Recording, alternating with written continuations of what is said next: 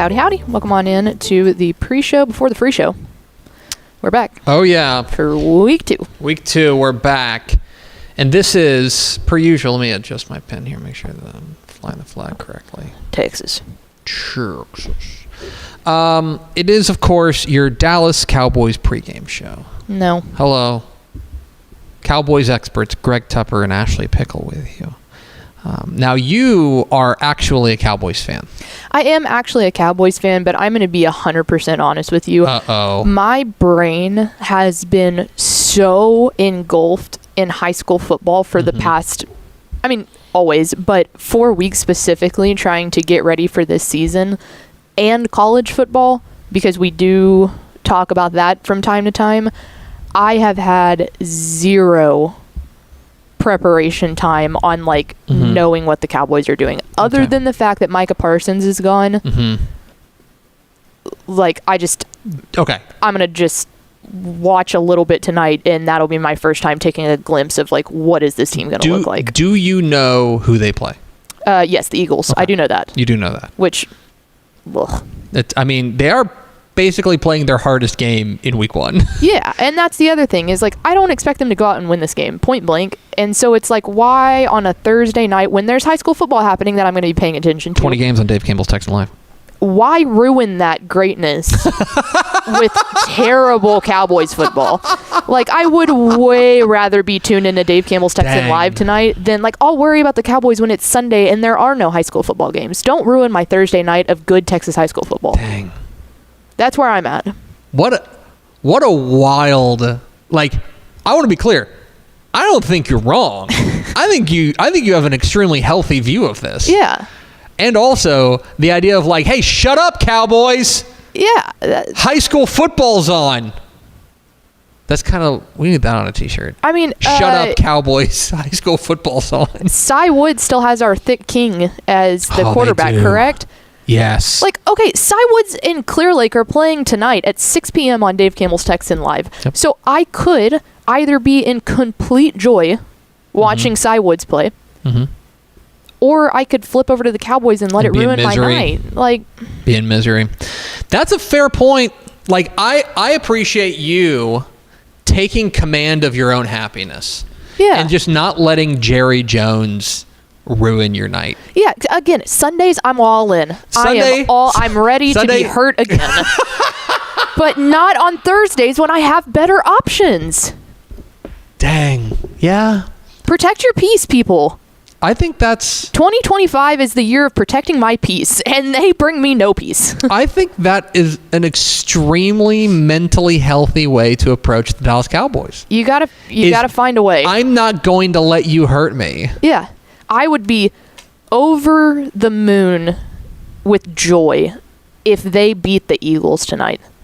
I would be so pumped. Be realistic. I mean, I think the line is juiced up a little bit. Right now, the Dallas Cowboys enter tonight as, here's the latest, 8.5 point dogs. It's hard to do in the NFL to be an 8.5 point dog. Yeah. And I think it sounds about right. I think the Philly's probably going to win 34-24. So I can watch my most hated team beat my most favorite team, or I could watch Byron Nelson and Louisville play. Yeah. I think again, I'm proud of you for prioritizing your mental health. Thank you. I think that's something we need to be, we need to really lean in on is telling people, hey, whatever makes you happy, do it. And don't hurt yourself. For example, I think I made this clear.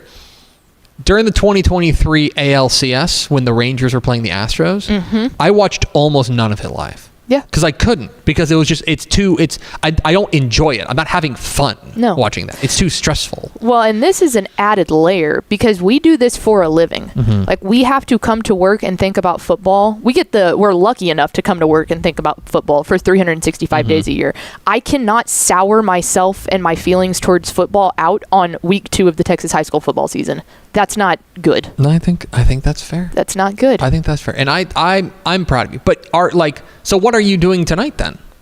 I'm flipping through all 20 Texan Live games and prepping for tomorrow. Ordering pizza? I think I'm going to make oh, no. Uh-oh.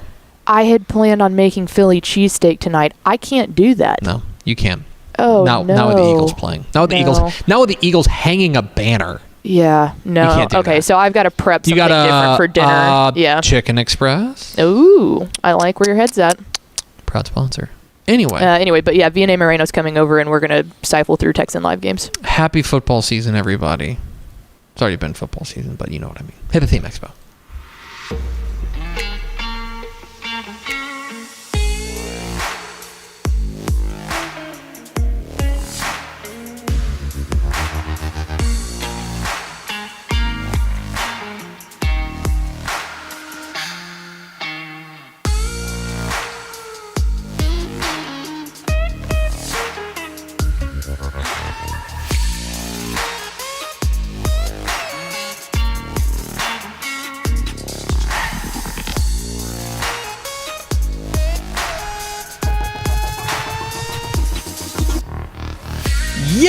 Yes, y'all. From the Dave Campbell's Texas Football Mothership here in beautiful, scenic Lewisville, Texas. It is Texas football today, a show with 20 games to watch. What do you mean you only got one? Scrubs. My name's Greg Tupper. I'm the editor-in-chief of Dave Campbell's Texas Football Magazine and TexasFootball.com. Thank you for spending part of your day with us. Whether you're watching us live, very live at TexasFootball.com, Facebook, YouTube, Twitter, all those places, or you're listening to us on the podcast, which you can subscribe to on the podcast vendor of your choice. Either way, thank you for doing your part to support your local mediocre internet show. I am sitting over there at the helm today, making us sound good. She is the Duchess of the Dorks. She is much more interested on record of watching Cy Woods than she is the Dallas Cowboys. She's Ashley Pickle. Straight facts. Hey, welcome in. Welcome into game day. It's true. It is for game Texas day. high school football. It and is Texas high school football only. It is. Today is Thursday, September 4th, 2025. Only 84 days until Thanksgiving. Happy birthday to, with all due respect to... You're going to say someone I'm going to have no idea who it is. With all due respect to Lizzo... Oh, okay. I know who that is. And with all due respect to our friend Ben Stedman's former boss, Bernie Burns. Okay. That's a deep cut. Happy birthday to the most famous Aleve Elsick alum. Today's the birthday of Beyonce.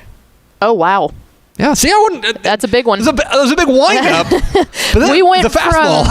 from Lizzo to Ben Stedman to Beyonce. That was quite the transition here.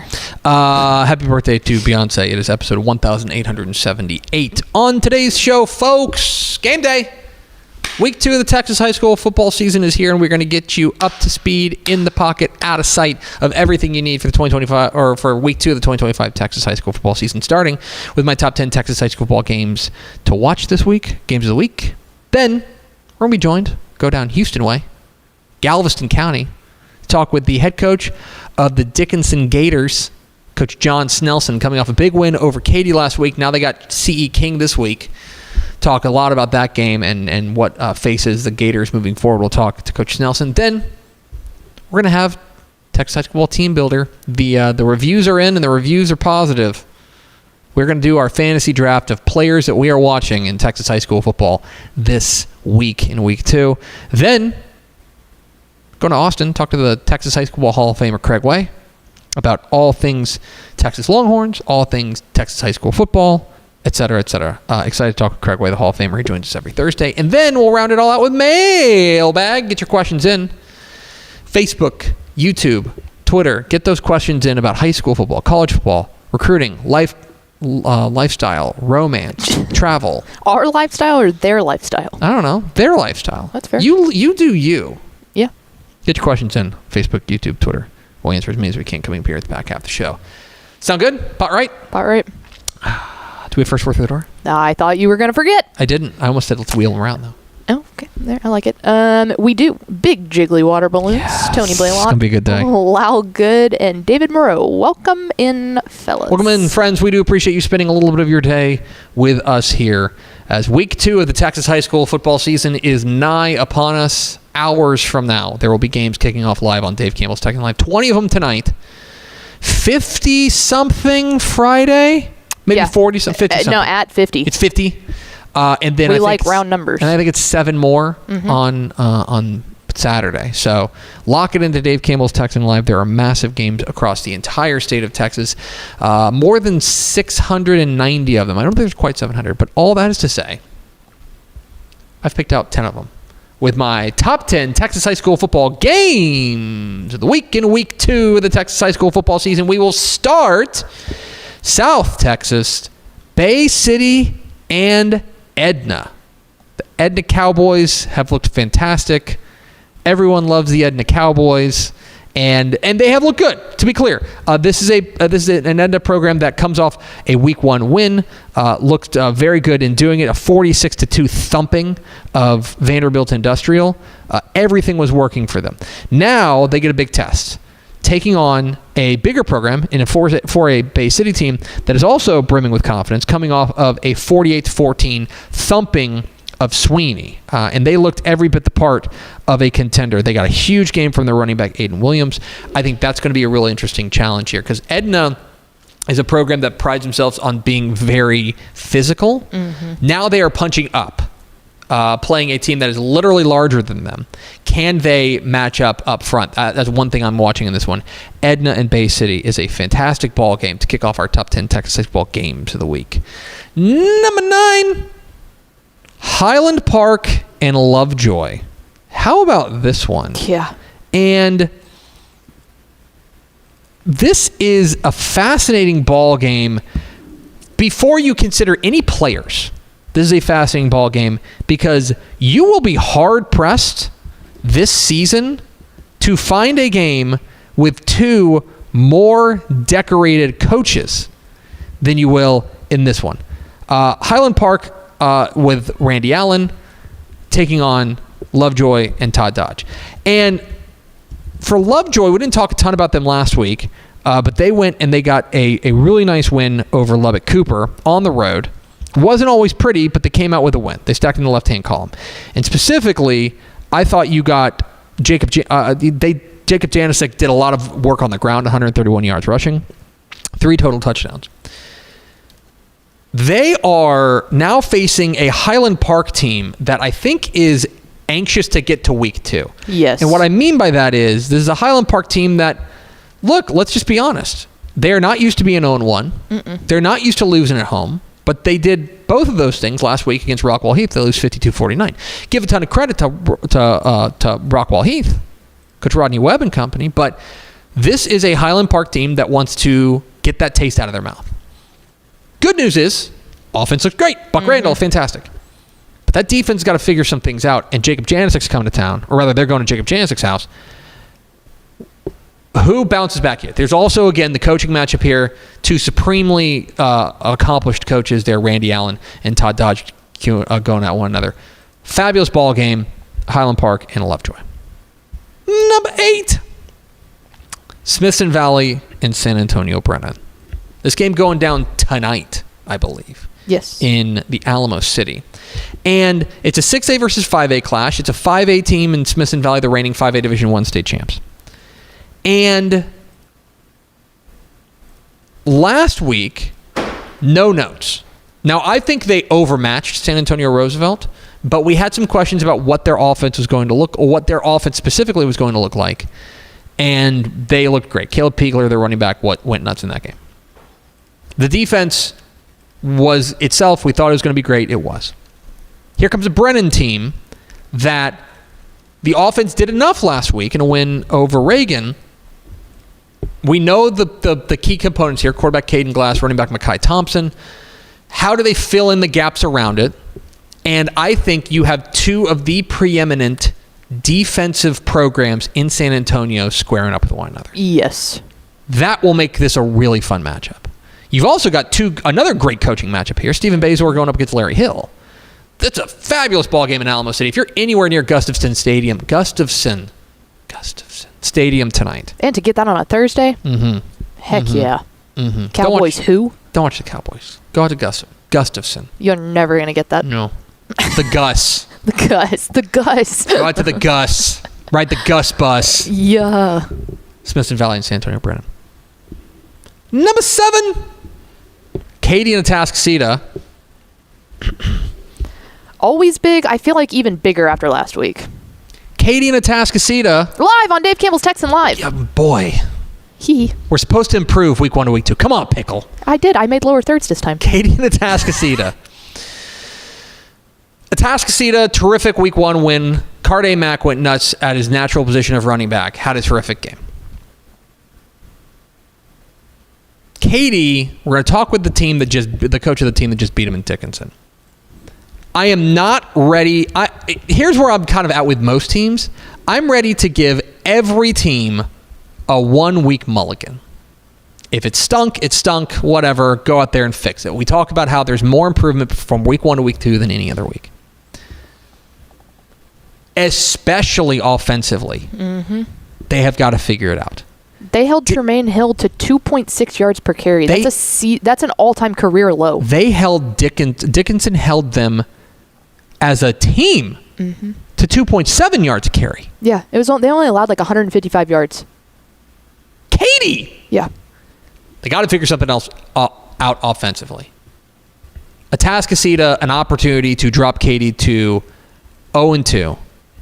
And I believe we had this note from Michael Silvers. He sent this to us. Mm-hmm. That this would be, remember, really, this is Atascocita has kind of had Katie's number.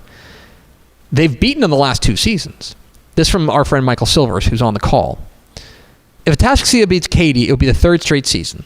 The last team to beat Katie 3 years in a row in the regular season was Klein in 1993, 1994, and 1995. Wow. It hasn't happened in 30 years. But Atascocita can do it.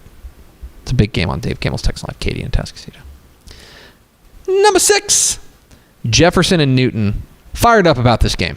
Mm-hmm. Fired up about this Southeast Texas slugfest. And 2 teams that I think have legit state championship aspirations. Jefferson looked great last week in their win over Leonard. I've said this before. I think Junior Chance Washington is going to be a name that we're talking a lot about this season at Jefferson. I think he's a star. They got a dog at the linebacker spot in Coben Tomlinson. Not all 0-1s are created equal, and I think that's Newton's a perfect example of that. Newton played West Orange Stark last week on the road at West Orange Stark and played them pretty competitively.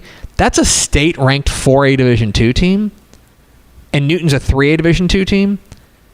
I think there's a lot of positives to be taken from that. Specifically, they have a running back, and stunner, Newton's got a running back, Kendra Porter Jr., that I think is going to be really, really fun to watch. This is a perfect example of one of these teams is going to be feeling really good coming out of this game. If Newton or Jefferson goes to Newton and moves to 2-0 that way, they're going to feel really good.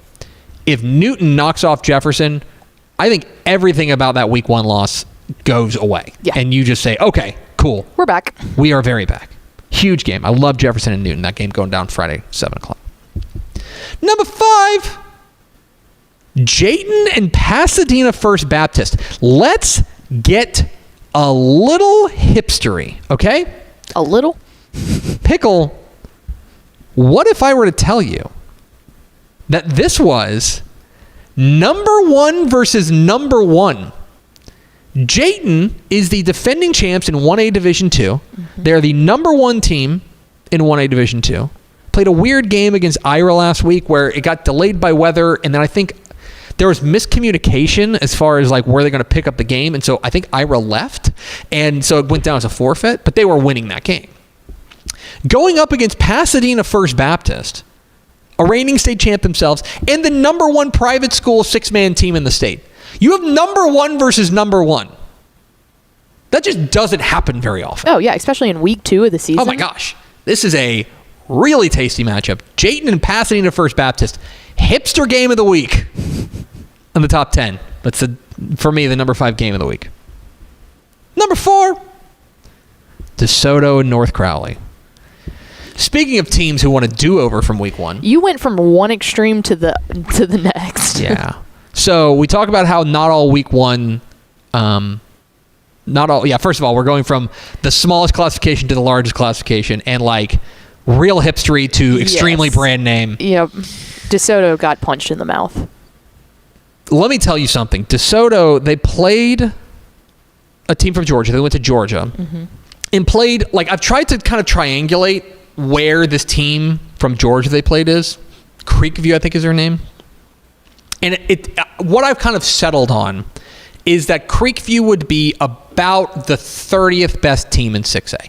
A good team, probably not a Texas State championship contender, but a good team and a team that's capable of beating almost anybody on the right day. Yeah, and to put that into perspective, they wouldn't even be a part of our 6A state rankings that come out every week because we go to 25. I'm not trying to be disrespectful, and I want to be very clear. I do not follow Georgia high school football. Oh, no. So there may be somebody who can chime in and say, actually, they're the best team in Georgia, and maybe I believe you, right?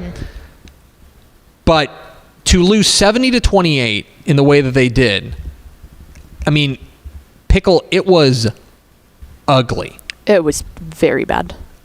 They gave up 500 and something yards of offense. And they just didn't even look good. It's not even like a relative to competition thing. They just didn't look Pickle, good. Their offense, their frontline offense, their ones, scored 0 offensive points.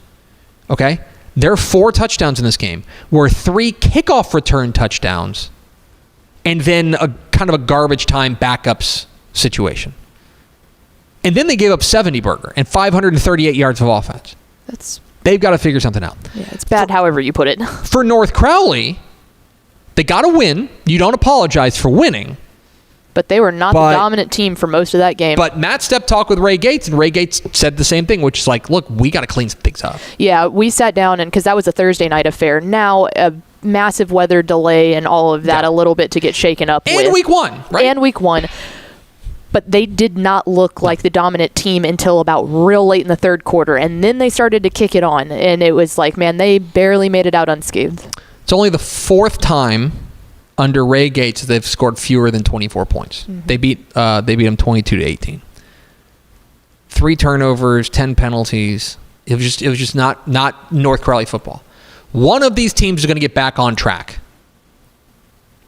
Another of these teams is going to be looking around for answers. I think this is a high stakes week 2 game. Yeah. North Carolina, DeSoto.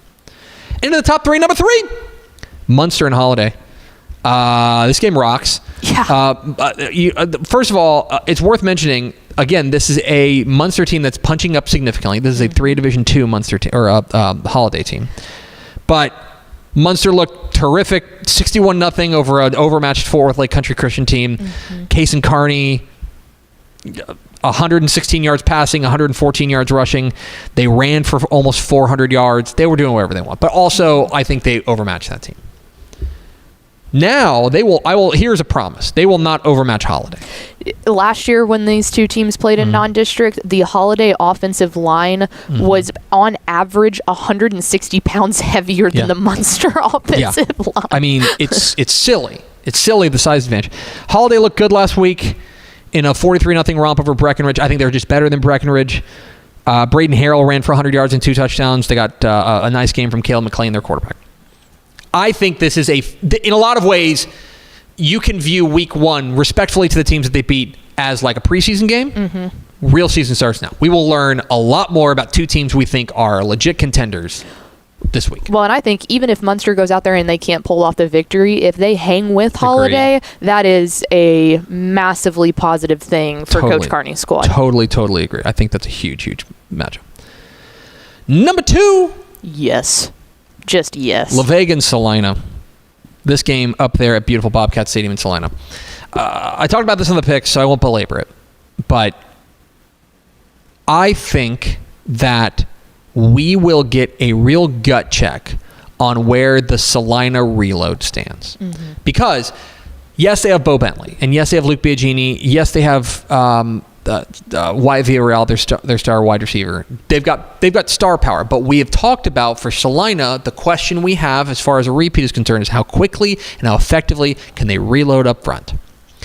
Let's talk about a team that undoubtedly will test you up front in La Vega. They will play physical, mean, angry football, and they want to sock you in the mouth. That is a Don Hyde program that will tell you if we're the most physical team in the game, then we win. That's it. And by the way, they've got star power of their own. Courtney Parr, Jabari Thornton. They're loaded. Courtney Parr looked great in week 1. He sure did. Huge test, I think, for Salina. An opportunity for La Vega to say last year was not a fluke. We are here. This is a box office affair between two legit state championship contenders. Number 1, South Oak Cliff and Duncanville. South Oak Cliff and Duncanville. Live on Dave Campbell's Texan Live. Thank you very much. Yeah. So it's fascinating because I would say both teams enjoyed their week 1s. For South Oak Cliff, hey, no notes. North Shore came up here and went home beaten by a team that's significantly smaller than them. That's like a fourth of their size. 41-31, not that close. They dominated from the word go. 481 passing yards. I mean, that's not true. 246 passing yards. 400 yards on the ground. They were spectacular. Levon Morton, terrific. Mikhail Trotter, terrific. For Jason Todd and company, yes, they would have liked to maybe played a little bit better on defense, but you're also playing a 6A team with a Utah State commit at quarterback. I don't think that they have too much to complain about coming off their week 1. I think Duncanville enjoyed their week 1 because they didn't play, and they were watching a lot of teams that they are considered to be teams in their path look vulnerable. They saw DeSoto look vulnerable. They saw Katy look vulnerable. They saw North Crowley look vulnerable. They saw North Shore, obviously, look vulnerable. It's our first look at Duncanville and an opportunity to see a legitimate state championship contender for the first time. Zach Turner, KJ Ford, Asen Theus, this team. Where does the quarterback situation stand? Where does the defensive reload stand? Where does the offensive line reload stand for Duncanville? A lot of questions will be answered. And here's another thing. I think for Duncanville, they have an opportunity to go out there and thump their chest and say, we're the team to beat in 6A. At least in 6A D1. South Lake Carroll does exist. We're the team to beat in 6A D1. And for South Oak Cliff, they have an opportunity to pull off one of the most impressive double dips we've seen in a long, long time. And talk about solidifying yourself as the team to beat in your respective classification. Oh, my God. I think something would have to go terribly wrong. Randall, we kept them at number 1 because they beat Richmond Foster 55-0, and that's a pretty bulletproof result. It's going to be hard to ignore if they knock off Duncanville this week. It's my number 1 game of the week. It's my top 10 Texas high school games of the week. You can find these and many more on Dave Campbell's Texan Live. 77 games this weekend. And then Friday night, 10:30 p.m., we're recapping it all, baby. Right here, Dave Campbell's Texas Football Tonight. Myself, Ashley Pickle. 90 minutes of football goodness, scores, highlights, analysis, special guests. That's a tease. And nonsense. Your usual nonsense. It's 10:30 p.m. Friday night. Come hang with us wherever you stream. YouTube, Facebook, Twitter, TexanLive.com. Come watch us. Come hang out on Friday night. We are at Texas Football Today. We are here Mondays and Thursdays on TexasFootball.com, talking football in the Lone Star State. You can follow us on Twitter at DCTF, like us on Facebook, Facebook.com/Dave Campbells. Follow us on Instagram, Instagram.com/Dave Campbells, and of course, see us at TexasFootball.com. TexasFootball.com is where you can find complete coverage. High school football, college football, recruiting, all across the Lone Star State. I hope you'll go to TexasFootball.com/subscribe to become a Dave Campbell's Texas Football subscriber. Get the 2025 Summer Edition of Dave Campbell's Texas Football, not too late, mailed to you. Plus, all these games we're talking about, 77 games this weekend, you can stream them all. TexanLive.com as part of your Dave Campbell's Texas Football subscription. Make sure you stick around for that. Coming up here in just a moment, we'll talk with the head coach of one of the teams that everybody in Texas is talking about, the Tickets and Gators. Coach John Snelson will join us. But first, a word from these value partners. Hello, Candace. Not you again. Me again.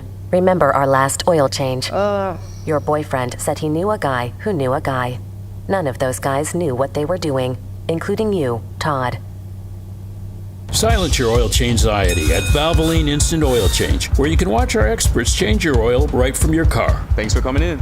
And finish in about 15 minutes. Valvoline, service you can see, experts you can trust. Pour some sunshine with new First Light Community Coffee's first ever light roast. This blend has notes of honey and brown sugar that will brighten any part of your day. Try First Light now at communitycoffee.com. Friday Night Football is here, and Hometown is trusted by thousands of schools across the nation to make game days effortless. Sell tickets online, easily scan them at the gate, track sales in real time, and keep your community connected with a free athletic website. Make every game a Hometown game. Visit hometown.com to learn more. Every legend starts with a vision. For Dave Campbell, that vision was clear. Tell the story of Texas football like never before. In 1960, he built something no one had before, a magazine that became the Bible of Texas football. Coaches, players, and fans didn't just read it, they lived by it. His words shaped the game. His vision built a legacy. And his name? It will always be written in the story of Texas football. Dave Campbell's Texas Football, where legends begin. Back here at Dave Campbell's Texas Football Today. Pickle, let's go to the hotline. Let's go down to Galveston County. Talk with the head coach of one of the teams that everybody in Texas is talking about, the Dickinson Gators. We're pleased to be joined by our friend John Snelson. Coach, how are you? What's going on, brother? Everything's good down here. Man, I imagine so. Look, we sit up here and we talk about, we get paid to yap, you get paid to coach, and so you've got a different perspective than us. But we see you guys go out there and get a win over Katy, and we sit up and go, time to start paying attention to these Dickinson Gators in a serious way. When you look at what you guys were able to do last Saturday, do you view that as what we view it, which is a pretty signature win? Oh, no doubt. That's definitely a landmark victory for us. Anytime that you can beat a program like Katy, man, that's a dang notch in your belt. But it's just a preseason game, and we're going to view it like that. But there is no question, and that was a big one. John Snelson joins us here on the Ballology Hotline here on Texas Football Today. Coach, we spend 8 months, 9 months thinking about these teams, and I know you're trying to figure out what you've got and what this team is going to look like. And then you guys hit the field and you play 48 minutes of ball like you guys did on Saturday. What do you maybe feel like you learned about your team last Saturday that maybe you had an inkling or maybe you didn't even know ahead of time? Well, we felt like that we were going to be really good on defense, and we are. We actually played really well, and so that's always a great feeling. Man, we got a big-time quarterback. Lorenzo Aguirre is definitely a name that you guys are going to be hearing from. Also, we weren't in real good shape, man. We started wilting really, really bad there off the end. So we've been working on that. But I think the thing that I really liked was our belief. We had a couple lightning delays, and when you have that, if you don't have a very veteran ball club, or if you have a club that's walking into a place hoping that they can win but not real sure, it just gets a little squirrely off in the locker room. And man, our guys were relaxed, our guys were focused, our guys were loose, and we just went out and played really hard. Last year we catch a touchdown pass off in the end zone, we get ruled out, and we get beat by 5 by them last year. In 21 they beat us by 7. We've actually had some really good games with them. We've had some really good games with a lot of really good people. We just hadn't been able to get over that hump. So selfishly for me, and just honestly for our program and our team, man, I was just happy to be able to see us beat a quality opponent like that, and do it convincingly. John Snelson join us here from the Dickinson Gators. Coach, I'm not trying to date you here, but you this is your 14th year there as the head coach at Dickinson. Yes, it's been a minute. You took over a program that was, had some good years, but maybe not consistently, excellent. Now you guys are in, 12 consecutive playoff appearances. You guys are a perennial, power down there in that part of the world. Is this program, in your mind, unrecognizable from the program that you took over back in 2012? I think it is. Coach Trahan is a legendary coach, and that guy's won more football games than I'm ever going to win. Just things had and just happened, and things had gotten a little loose, but all of the pieces were in place, and the admin has just been awesome. The community's been awesome. Got a really good coaching staff, and heck, we're not working with ditch mud now. We got some pottery clay for some athletes here, man, we have really had some really good teams that really nobody knows about. Mm-hmm. We've been snake bit by some injuries, yada yada, whatever. People really don't want to hear those excuses, but we've been beat by North Shore or Tascasita off in the playoffs quite a bit.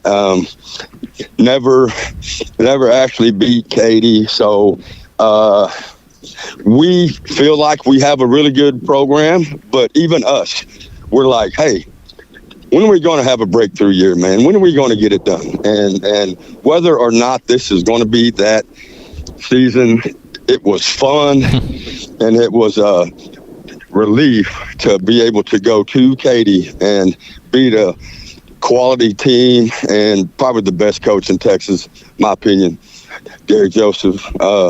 Not that guy plays it down, neither do I, but just so much respect for him. So we've got lots of confidence now. We're not overconfident. Mm-hmm. CE Kings coming in, and they are loaded for bear now. They are big, fast, and physical, and man, we got a tough test this week. Coach John Snelson on the Biology Hotline join us here. And Coach, that actually leads me into my next question, that everyone's saying nice things about you, but they're going to forget real quick if you guys go out at San Vitanza Stadium on Friday night and don't come out against CE King. I am curious from your perspective, when you take a look at what's coming to town on tomorrow night, what do you see? Oh, my goodness. Fast. Mm-hmm. They are big, and they're physical, and they are fast. And then when you're fast, you don't have to be perfect, because speed makes up for a lot of mistakes. And speed means that you're going to be explosive on offense, and you're going to keep a team from being explosive on when everything they're on offense, and high school kids, really all of us, we're not perfect. So it's hard to put a 8, 9, 10 play drive together without a penalty, without a mental error, without a completely missed blocking assignment, without poor backfield execution, and some type of negative play. And so whenever you can run, you're just not going 3, 4, 2, 6, you go 3, 4, 60, and that's touchdown, and so, man, they can run. They're just freaking loaded up, and Coach Flaxen and his coaches are doing a good job with them. They're really big and physical on the line of scrimmage. They've got a bunch of coaches from North Shore, and they're modeling that program. And, man, I'm going to be honest. When they trot on the field, they actually look like North Shore, just saying wearing blue and white. And a final question for you, Coach, and because I don't have an opportunity to talk to guys who've been called Mr. President before. You're coming off of your tenure, your term as the president of the Texas High School Coaches Association. Drew Sanders at Vandegrift now takes over for you. Now that it's in the rearview mirror, what did you take from that experience leading the Texas High School Coaches Association? Well, it's one of the biggest honors in my coaching life. Just very honored and humbled. But, man, whenever you're the face of the association, you get some attaboys, but you also get lots of arrows thrown at you and lots of questions. Hey, why are we doing this? Hey, why are we doing that? And it's very similar to every other aspect of our life. People looking in from the outside don't understand exactly what's going on underneath the surface. But just a tremendous organization, tremendous honor, and man, we're going to keep on fighting for Texas public schools and the athletics. And so I guess that's what I'd say, man. Yeah, it's very honored. It was an honor, well earned, well deserved, and but I would imagine there's part of you that's like, all right, glad to be back, just coaching football. 100%. No, it was a lot. Being a part of the cool kids club, that was neat, but it was a lot. It was a lot. So. Yes, sir. He is John Snelson. He is the head coach of the 1-0 Dickinson Gators. Big game tomorrow night against C.E. King. Coach, we sure appreciate your time. Congratulations again on last week, and go get them tomorrow night. Appreciate you guys. Absolutely. Have a great day. You as well. There he goes. John Snelson, head coach. The Dickinson Gators join us here. One of the all-time good dudes in our industry. One of the all-time he's good dudes. people. He is excellent people, and he'll say that it was like such a great honor to be the THSCA president, and it is, like, to be clear. And also, like, when he got elected, like, as president-elect a couple years ago, we were all just like, yep, that's the right move. Right move. Makes a lot of sense. Anyway, we appreciate Coach John Snelson. Big game tomorrow night, and you can tell he's not taking C.E. King lightly, so we appreciate him taking some time. We're Texas Football Today here Mondays and Thursdays on TexasFootball.com, talking football in the Lone Star State. It is now time for America's new favorite segment. That's right.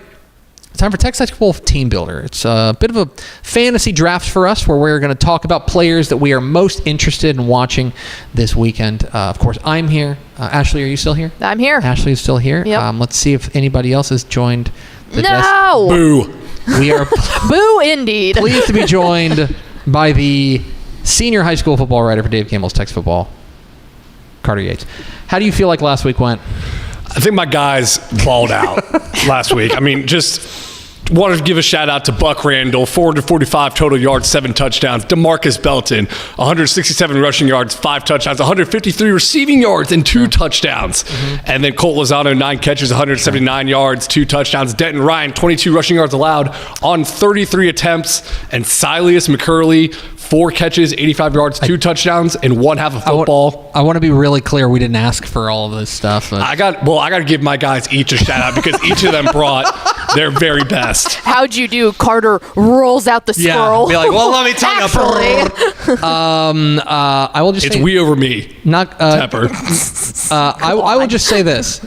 I took a chance on a guy making his first start, Knox Gage at gunner, 223 yards, 4 touchdowns rushing, 111 yards touchdown passing. You had the gutsy call of the week. I did. For sure. Thank you very much. Thank you. Many people are saying. You called your shot. Many people are saying. It's time for the week 2.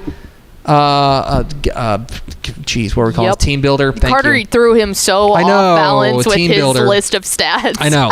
Team builder. If you're just joining us, we do a snake draft where we are selecting players in 5 different categories. There's a quarterback, there's a running back, there's a wide receiver / tight end, so pass catcher. There's a defense, team defense, and there's a wild card, which is a player that's, in our opinion, off the board that maybe you're not thinking about. Carter, you felt so good about last week that we will give you the first pick. How's that sound? I don't think I agreed to that. Well, fine. Carter, where are you going first?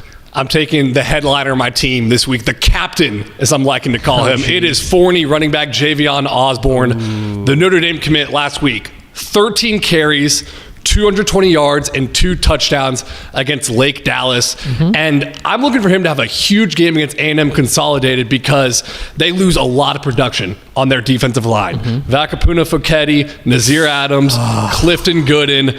Plus, they have a new defensive coordinator because Bill Robertson was their DC for 7 years at A&M Consolidated and prospered with Coach Brandon Schmidt, and now he's at Georgetown ECU. So new coach, a lot of new production on that D-line. I think Osborne's going to run wild. Okay. That's a good pick. Javion Osborne at Forney is your pick for running back. Miss Pickle, you can either have the second or the third pick. Which do you want?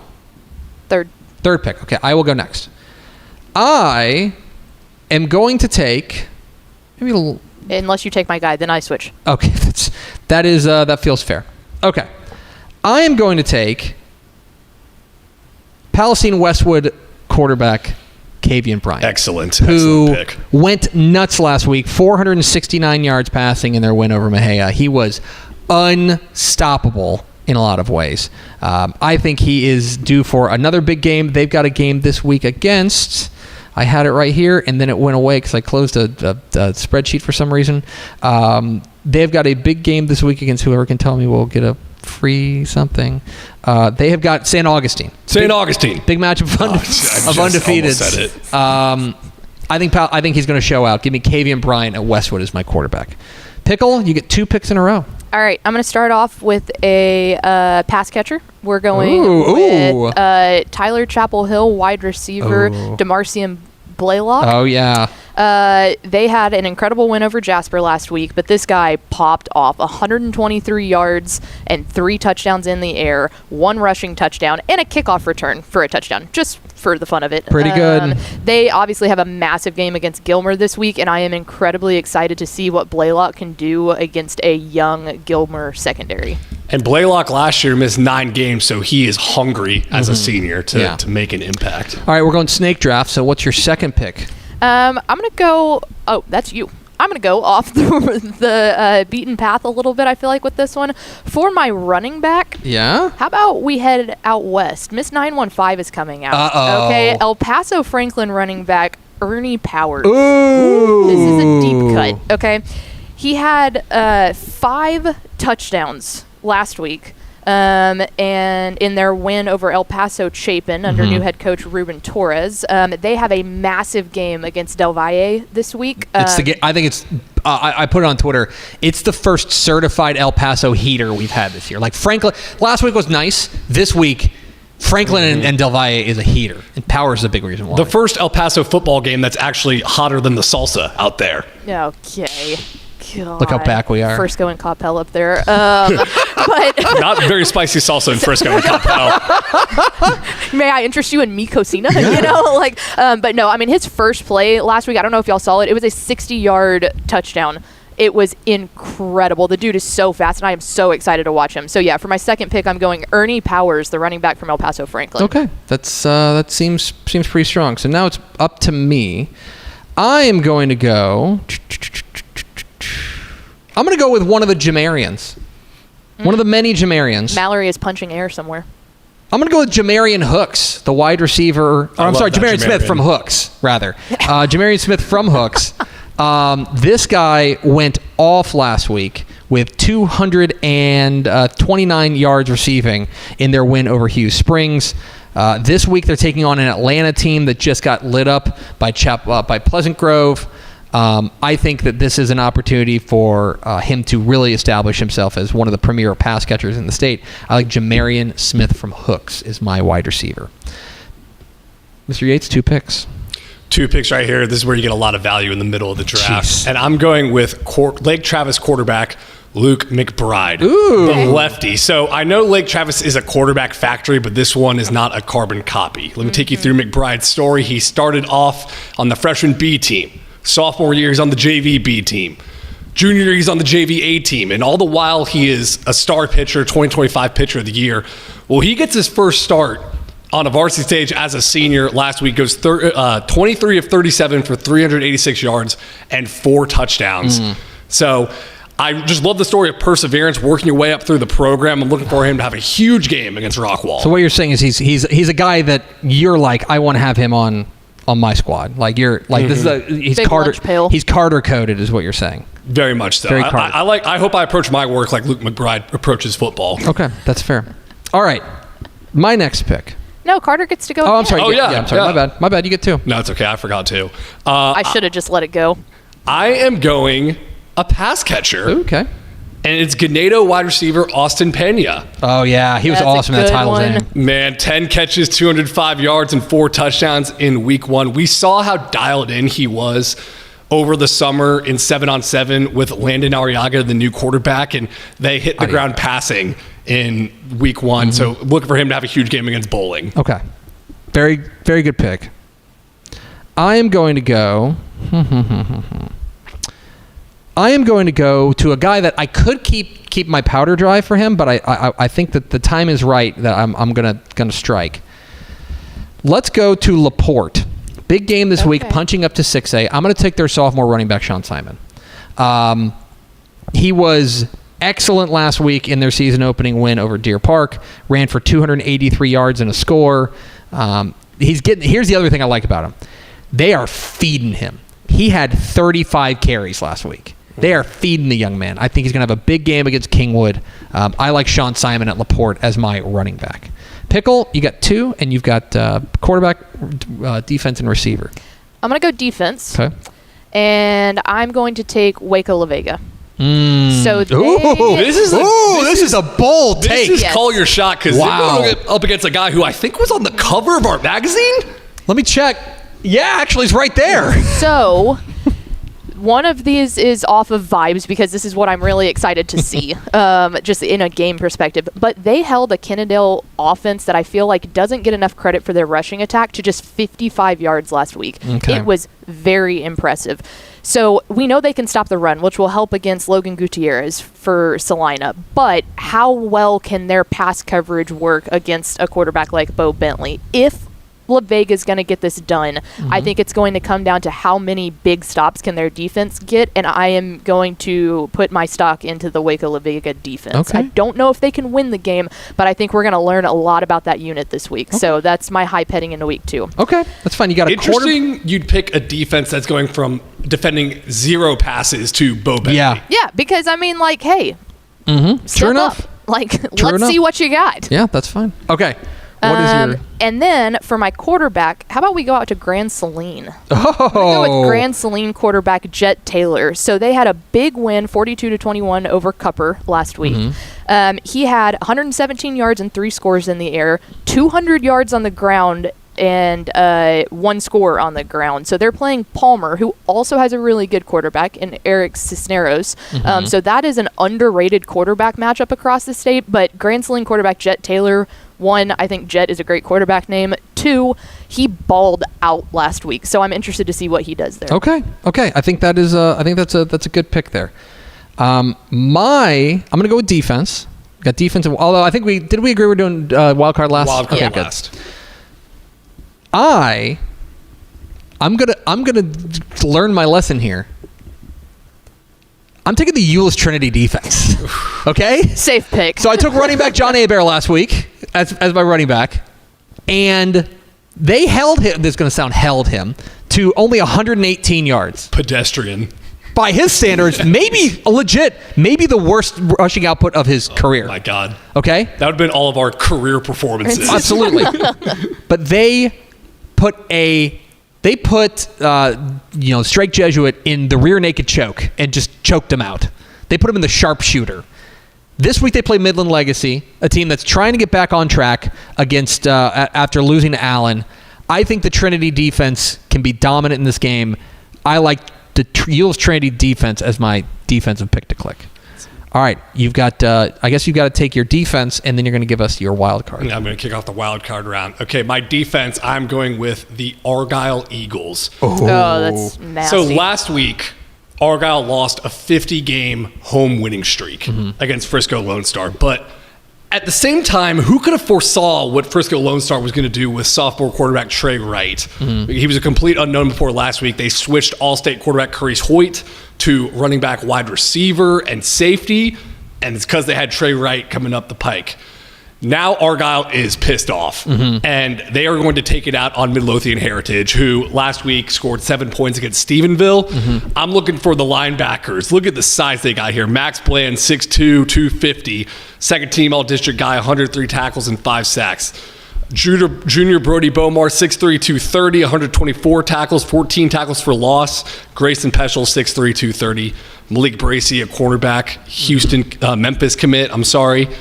I look for Argyle to bounce back in a big way against Midlothian Heritage. All right, that rounds out the normal rounds here on the Team Builder. It's now time to roll out our wild card picks. The only rule here is that it has to be like a guy that maybe you haven't heard of. That's kind of the operating principle. And it can be any position. If you want to take a punter, you can take a punter.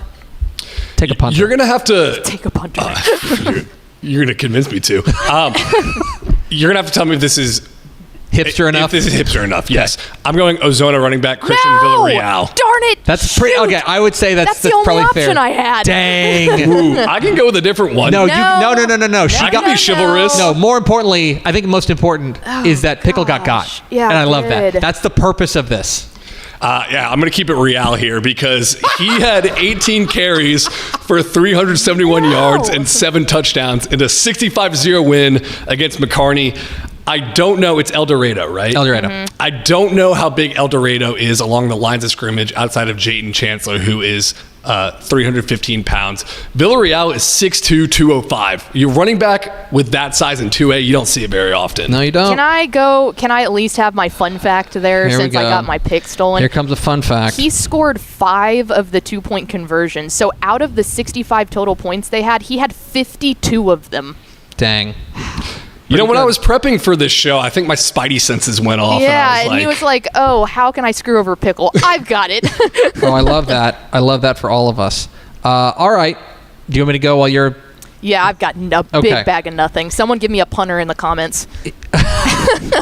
I'm going with China Spring running back Krishan Gregory, who last week was pretty much, not single-handedly, but played a huge role in China Spring's upset win over Franklin. And I know it's a 4A over 3A, but let's be clear. This is a China Spring team that had struggled last year. This is a Franklin team that starts the year top 3 in the state. They went in there and got the victory thanks in large part to Krishan Gregory, who ran for, I had it here, and then he clicked away from it because he's a dum-dum, who ran for an astonishing number of yards last week. It was, oh my gosh, this is going great. This is why I shouldn't have so many tabs open. What does the comment section look like, by the way? I'm sorry. He ran for 337 yards. Oh, my God. 337 yards against Franklin. So I think he's going to go off again this week. Now, they're punching up now. They're going playing Bastrop. Okay? He'll get a real test. But if he does it again, then we're talking about a real dog down there with China Spring. So give me China Spring running back Krishan Gregory. Okay, I got one. All right. The comments look like nothing but Matt Stepp going, Carter is absolutely cooking. So it's not, the comment section's not great. How about we head down to the RGV? Okay. Let me take you down to Edinburgh Villa, where junior safety Caden Hoover almost broke a national record. He had 5 interceptions when they played Edinburgh North last week. 5 interception is in his first start as a safety. Okay. That's pretty good. I love that pick. That's a great rebound. Shut up. Who's he play for? Edinburgh Villa. Edinburgh Villa. Okay. Hoover from Edinburgh Villa is your pick. It's a good pick. There you go. There's our draft. I'm going to put together the graphic. We'll put it on social. You guys can let us know who won the team builder this week. I'm feeling pretty good. Feel like I got a high upside here. Love my squad this week.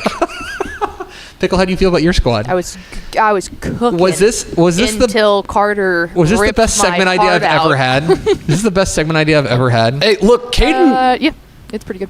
Caden Hoover was in the right place at the right time with those 5 picks. He's in the right place at the right time for your draft. See, think We're of it like that. cutting him off. Think of it like that. He's Carter Yates. Boo. He is our senior high school writer and league participant here on the Texas High School Ball Team Builder. Thanks for joining us. What's your plan this weekend? Well, tonight I'm going down to Pflugerville for Weiss versus San Marcos. It's going to be on the live on Dave Campbell's Texan Live. She's on the phone, so I can't. Yes, live on Dave Campbell's Texan Live. We're also going to try to stream that on our YouTube page, also for free. For our Rising Game of the Week. Rising Game of the Week. Very exciting matchup between John Walsh and San Marcos squad, who is inexperienced because they had 9 players who have been eligible for the last 3 years and then are playing varsity football now, and both those guys have Power 4 offers, and then a Pflugerville Weiss team with Malcolm Hill as the new head coach and a lot of star power over there. Have you been to the field? The P field in Pflugerville? I know my way around the P field. I'm just making sure. He's called games from the P field for us back in his college days. Oh, wow, that's a pull. And then you going to a game Friday night? I've proven myself on the P field. Well, that might be a stretch. I'm going to proven yourself. I'm going to Lake Travis Rockwall. Oh, Friday night. Tasty. It's an exciting weekend for Carter Yates. Follow him on his social media. I don't know. Google Carter. I don't have your the Carter_Yates 16. Yes, sir. Off the dome and the foul. Thanks, dude. Appreciate you stopping by. There he goes, Carter Yates. Joins us for our team builder every week. We're Texas Football today. We're Mondays and Thursdays on TexasFootball.com, talking football in the Lone Star State. You can follow us on Twitter at DCTF, like us on Facebook, Facebook.com/Dave Campbell's. Follow us on Instagram, Instagram.com/Dave Campbell's. And, of course, see us at TexasFootball.com.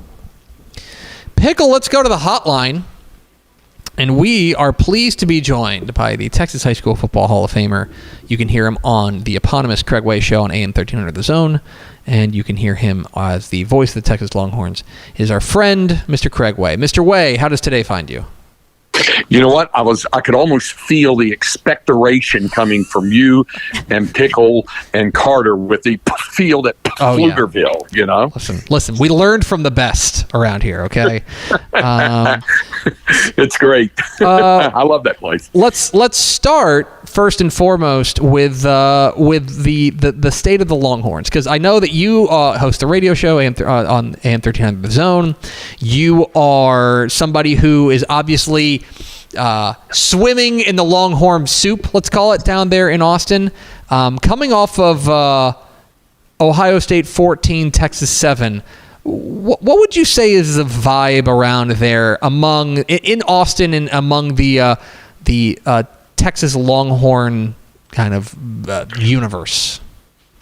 Well, I would say starting first right after the game till probably maybe yesterday or maybe even into this morning, it was pretty glum, and mainly from the perspective of that dangerous E word, expectation, and a lot of excitement going into it. And when they didn't do the things, especially on the offensive side, that they set out to do, there was a lot of glumness there, especially with the expectation also put on the quarterback. And I've seen a lot of NFL scouts reports on Arch, and most of them graded it. Is that he wasn't horrible. He did make the mistake, but he seemed some antsy, a little jittery at times. And I thought Steve Sarkisian put it pretty well this week. He said that what made it even more acute to look like that is he passed on a lot of the easier things he could have done, either with his feet or on a check down or a couple of throws, trying to make a bigger play, and ended up dirtying some balls and overthrowing some and that kind of thing. He had a much better fourth quarter. In fact, led them down inside the 10 twice, once for a touchdown and the other they got stopped on downs. So they felt better about that afterwards.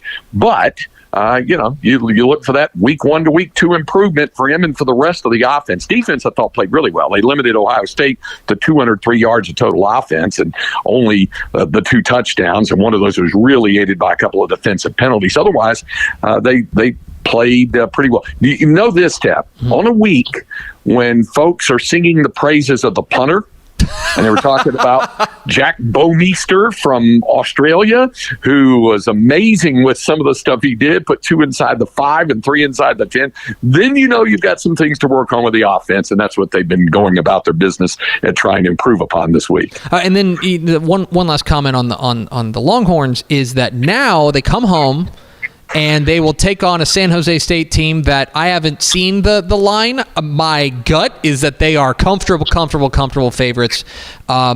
in your conversations, I know you have with Steve Sarkisian and the folks around the Texas program, are they viewing this week as obviously go out there and win the game, but also an opportunity to look more like the Texas program that they were expected to look like maybe up there in Columbus?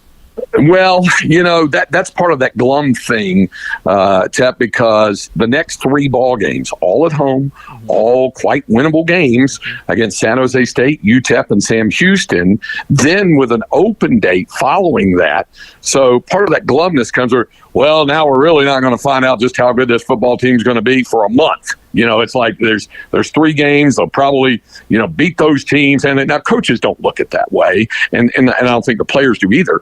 But certainly the fans do. And to some extent, the media as well going, well, we won't learn that much about them until October 4th when they're in Gainesville to play Florida.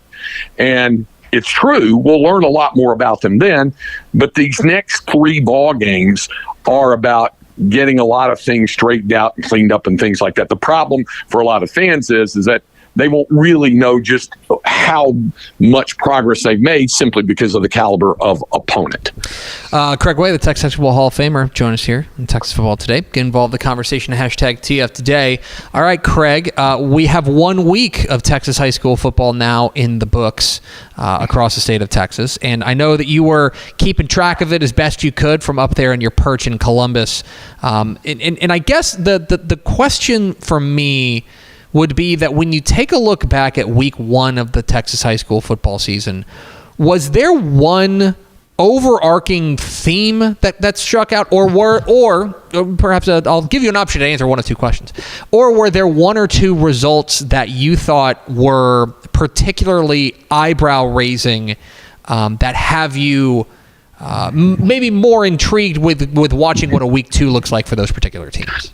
I think you can put them both together and make it a floor wax and a dessert topping, because I think what you're starting off with is the fact that the eyebrow-raising results that came from the greater Houston area involving the Lena Park North Shore and Katy going down, and then right here in the Austin area with a defending state champion Vandegrift getting whacked around pretty good by a good Dripping Springs team, but it got out of hand in the second half of the ball game. And then Westlake falling to a good Prosper team, and Prosper played them pretty tough last year up in Belton, but making big plays when they had to keep the Shaps at bay. So I think all of that together, the results and what we saw out of the 2 markets, probably stick out as much as anything. All right, and I'll just give you a true false, because I know you do this to me on your show too, so it's nice to reverse the whip into the turnbuckle here. Mm-hmm. Do you, true or false, 1 week in, we may have more parity in Class 6A than we have had in some time? I'll leave that open-ended.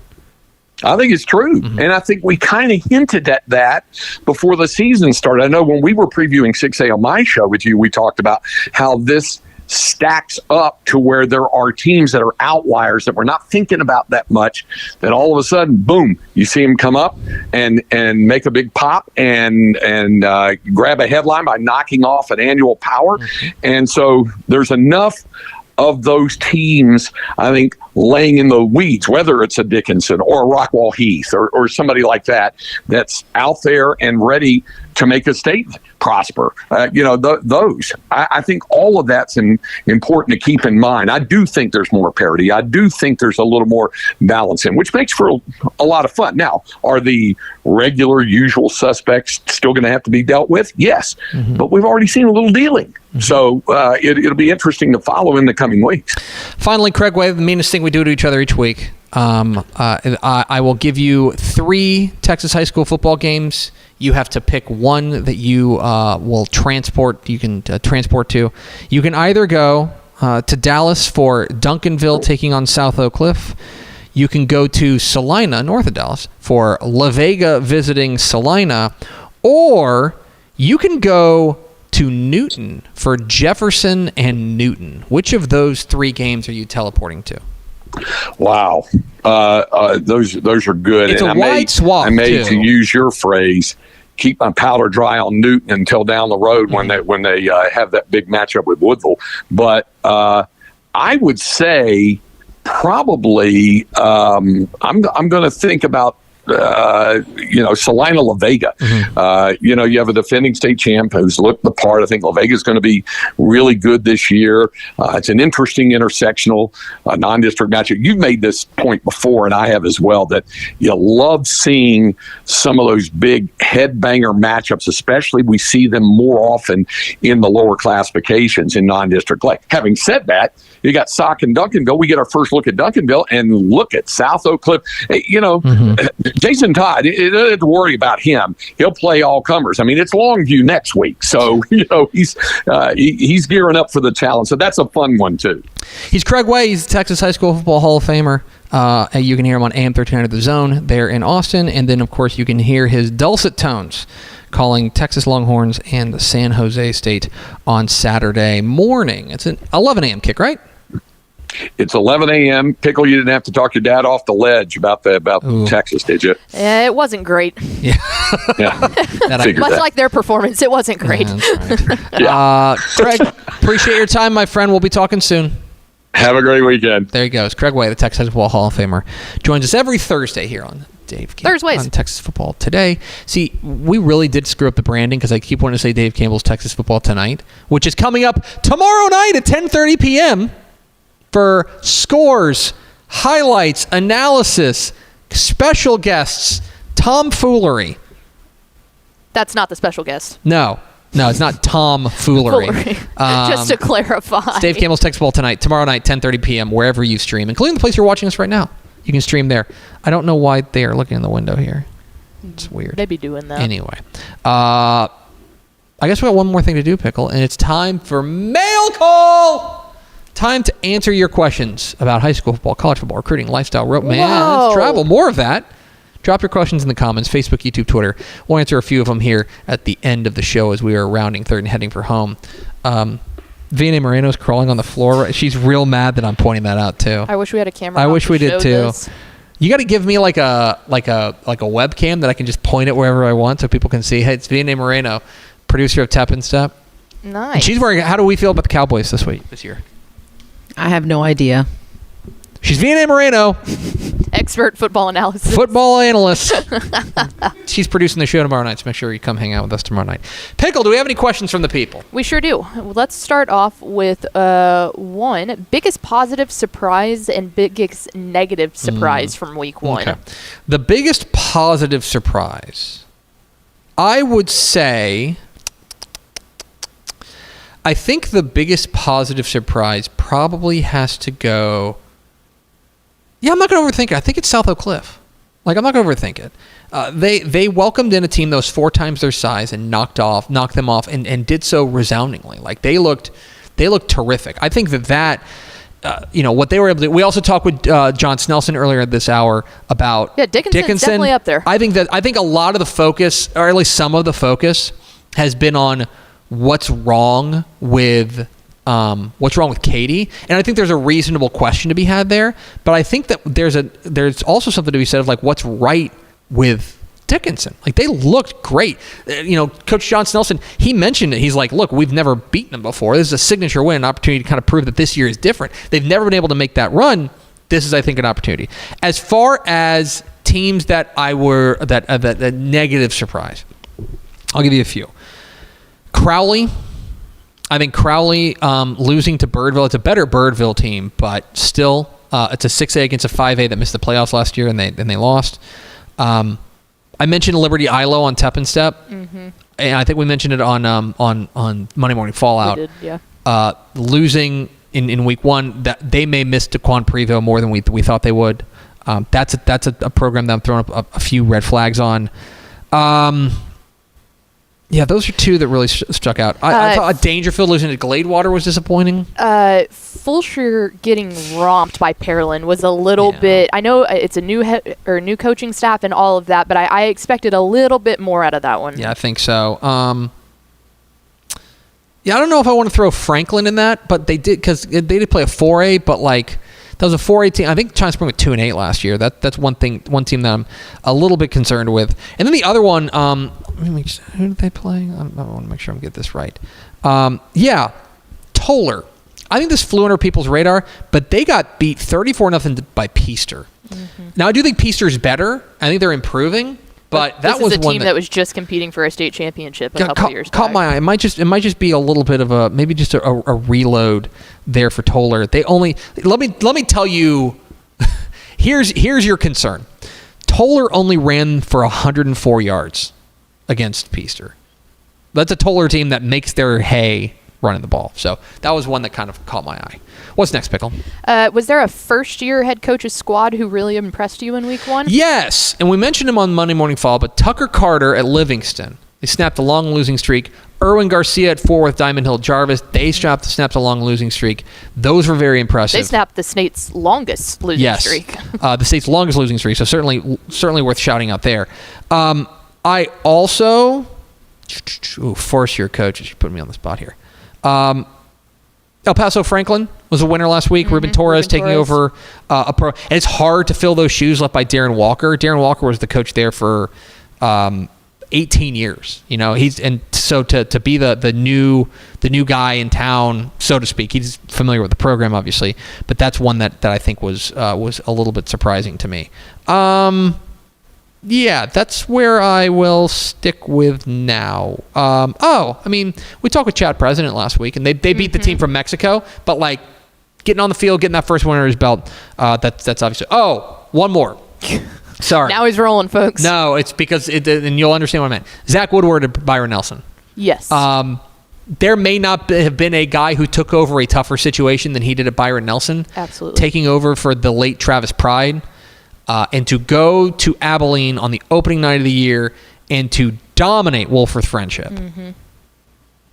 Very impressive. So those would be first-year coaches that I think caught my eye. Do you want to tell the people about your introduction to El Paso salsa? Because that got brought up in the comments. Yes. I was also there. So we went to El Paso. This was a couple of years ago. 2021, maybe? Yep. 2021. They essentially played. They played the ultra rare Thursday game at R.R. Jones Stadium. So we were like, we have to go, and so we went. And on Thursday night, we went out to Carlos and Mickey's, and had a great dinner. But we get there, we sit down. Of course, they sit down the chips and salsa. Now, one thing about me, I love chips and salsa. Yes. And also, and I know you're going to say no, and because it's a bit. I do like spicy salsa, okay? Okay. I do like spicy salsa. Your face says otherwise. Because I get in there and I'm like, great. I'm also very hungry. Grab a chip. Step and I are feasting on this salsa, by the way. We've had a couple of chips. I think you had been in the restroom or something, maybe washing your hands. And I came back and I'm like, ooh great. Chips and Step and I are about 4 to 5 chips deep at this point. And I take a huge scoop. And I'm like, fabulous. Put it in my mouth. Start to chew, and like, you know how sometimes it takes a minute for the body to catch up to the mind to catch up to the body? Because I turned to my right, and Step and I see how big of a chip he got, and it was like it was an irresponsible amount of salsa. We're diving through it, but it was a lot. And Step and I both slowly turn, and the red, it looks like a Tom and Jerry cartoon. Red just goes What's up. worse is like I've turned colors before, but like. And I could have just sat there and just turned colors, and you would have noticed, but nobody else would have, right? Yeah. But the problem is I got the salsa cough. Yep. I got the salsa coughs. And it was you were trying to contain it. It was like, and Steph and I are just grinning ear to ear. And I've also, by the way, water doesn't help, but you know what does help is tequila. My margarita wasn't there yet. So I have a lot of excuses and for this. We just look at him and we go, hey, Tepper, your Capel is showing. I do, but that's the problem, is I do like and I can take hot salsa. Yes, and I do know that now. That was a mistake. And mistakes were made. Yeah. Do we have one more? Yeah. Best small town eateries. Oh my God! I'll tell you what. Here's one out of recency bias that we have talked time and again about. But it wasn't until this off season I actually had the chance to do it. Shobles in Columbus is all that it's cracked up to be. Genuinely incredible. Very, very good food. I will tell you, and this is a Ashley Pickle special, because I texted you on the way back from Horseshoe Bay. And I said, hey. we want to go to the Storms in Lampasas. right? And you were like, yes. And we did. And I'll just tell you this. You know my wife. My wife is, she will eat a greasy cheeseburger, but that's not really her thing. Mm-mm. She was like, this is one of the best burgers I've ever had. Like it's so good. Very, very good. It's old school drive-in diner. Like you feel like you're in Greece. Mm-hmm. You know, like you feel like you're living out your sandy dream going to eat at Storms. It was great. That's a recency bias. The guy to ask for that is Matt Stepp. Mm-hmm. He's the guy. I mean, look, it's like small town eatery. It's like Tyler's not a small town, but like you should go eat at Stanley's. Like, you know what I mean? I was thinking the same thing. Like the RGV, you can't really consider any of that, but like Anita's for breakfast taco, incredible. Like Longview's not a small town, but go eat at Bodacious Barbecue. And apparently it's a similar thing. Mm-hmm. I was told that like there's a good one and there's a not good one, and they're in the same town. But yeah, you would go to Bodacious. I would say the most iconic probably has to be Mary's and Strawn, just because Strawn is actually like quintessential small town. Yes. I would say so. But those are all kind of the normal L&J's in El Paso. Not a small town. That's the problem. But a small home-filled restaurant. Yeah, you know, exactly right. Yeah. Underwoods, Brownwood. Underwoods and Brownwood. Underwoods and Brownwood, where we watched chicken fried steak. Where we watched Jeff Traylor do the most East Texas thing of all time. Put ketchup on his chicken fried. Chicken fry, cream gravy, and put ketchup over the top. And everybody looked at him like in awe of like, can you do that? Are they going to arrest you? It was great. Anything else? No. Okay. Reminder, tomorrow night, 10:30 p.m., right here wherever you're watching, YouTube, Facebook, Twitter, Instagram, Texan Live. You can watch Dave Campbell's Texas Football tonight. It's the after party, baby. Ashley Pickle and myself. 90 minutes of live Texas high school football goodness. Scores, analysis, highlights, other things. She's pursing her lips because she has something to say. Yeah. Ashley Pickle. Also, coming up tonight, this is a new development, but once you get done watching all of the games that we have on Texan Live tonight, stay tuned to TexanLive.com or anywhere that you're watching these shows. The Built Ford Tough Player of the Week show live on Dave Campbell's airwaves. It'll be more of me and Tepper. Yeah, it's live. We are taping it. I want to be very clear. Yes, that's going to be taped, but like it will be on the air. It'll premiere tonight at 10:30. The Built Ford Tough Player of the Week awards brought to you by your Texas Ford dealers. Yes, Texas Ford dealers. Thank you, Texas Ford dealers. The Built Ford Tough Player of the Week show. So see all the Week 1 winners. Ashley Pickle and myself. Mallory Hartley caught up with all of them. Where we celebrate excellence on and off the field. That's going to do it for us. Thanks for spending a little bit of your day with us. Follow us on Twitter at DCTF. Like us on Facebook, Facebook.com/Dave Campbell's. Follow us on Instagram, Instagram.com/Dave Campbell's. And, of course, see us at TexasFootball.com. Thanks to John Snelson of the Dickinson Gators and the Texas High School Football Hall of Famer, Craig Way, for being our guests. For Carter Yates and Ashley Pickle, I'm Greg Tepper. I almost did it. Yeah, but I didn't. I know that you wanted to. Oh, show him the cowbell. Oh, I did get a cowbell. Look at this. Don't break your back. Look at that. It's still taped on the inside, so I can't clang at it. But yeah, that attitude. Shout out to I appreciate the cowbell. I will find your name and I'll shout you out on Monday's show. That's tease for Monday. We'll see you Monday on Texas Football Today.